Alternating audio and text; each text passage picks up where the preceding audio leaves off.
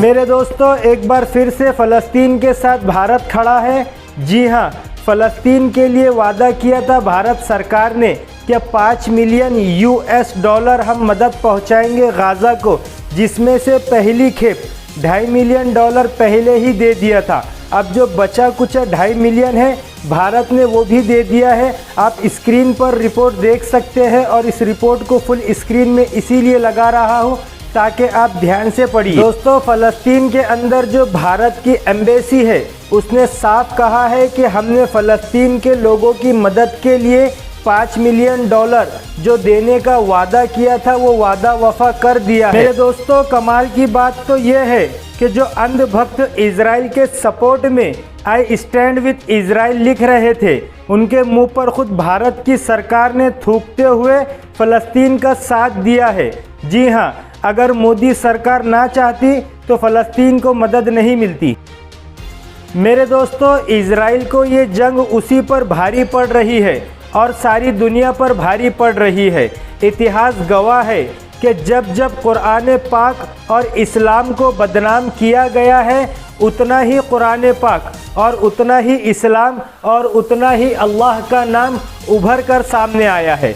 दोस्तों, गाज़ा में बच्चों को हंसता हुआ देखकर, इतने जुल्म और सितम देखकर, ना टूटता हुआ देखकर, इतने बुलंद हौसले गाज़ा और फ़लस्तीन के लोगों को देखकर एक नॉर्वेजियन महिला ने इस्लाम कबूल कर लिया है।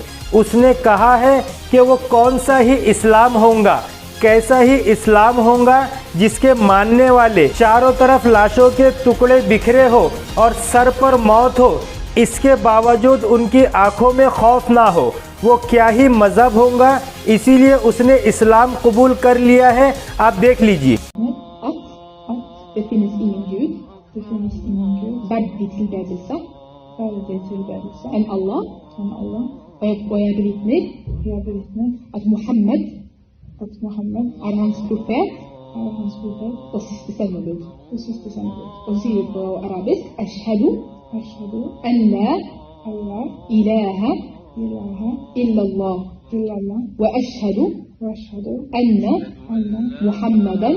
मेरे दोस्तों, एक फ़लस्तीनी सपोर्टर जूस यानी यहूदियों के धर्म गुरु ने साफ तौर से कहा है कि जो भी यहूदी कत्ले आम के साथ है और गाज़ा में कत्ले आम करवा रहा है, उनको मैं यहूदी काउंट ही नहीं करूँगा।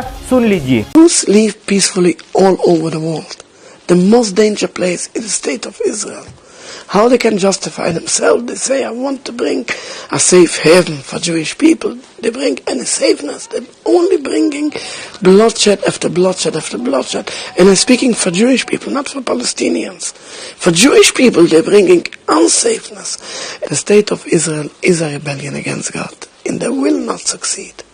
They will come to an end. Sooner or later, the only place where there is no peace, even one single day, is the state of Israel. We hope and pray for a peaceful end, but they will come to an end. In today's day, where is the most dangerous place for Jewish people? मेरे दोस्तों, UN ने कहा है कि 6.5 लाख फ़लस्तीनियों के पास shelter तक नहीं है।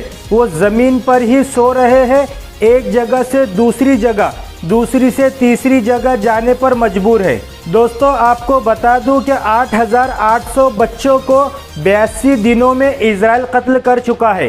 मेरे दोस्तों, उधर अमेरिका, जर्मनी, फ्रांस और इजराइल के और अमेरिका के तमाम साथी इजराइल से इस वक्त छिड़े हुए हैं कि वो खुल्लम खुल्ला फ़लस्तीन पर भी कब्ज़ा कर रहा है।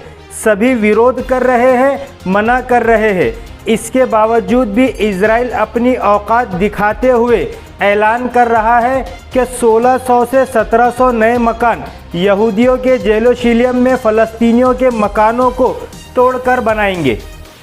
मेरे दोस्तों, उधर इजराइल के जंग मंत्री यानी युद्ध मंत्री वॉर कैबिनेट मिनिस्टर ने साफ कहा है कि गाज़ा के अंदर जो हमारा अगला कदम होगा वो सबसे ख़तरनाक और सबसे मजबूत होगा।